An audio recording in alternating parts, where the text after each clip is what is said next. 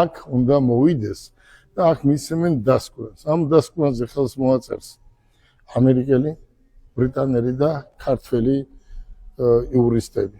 და აი ამას რო ადამიანს დააკავებ, სასამართლოშიც კი არ უნდა წასვლა, იმიტომ რომ მათ ჭირდებათ ეს, რომ სხვას დაუმტკიცონ ვიღაცას ოჯახს, ცოლს, მამას, პარტნიორს, რომ ესე მოხდა, მაგრამ აი გამამართლეს.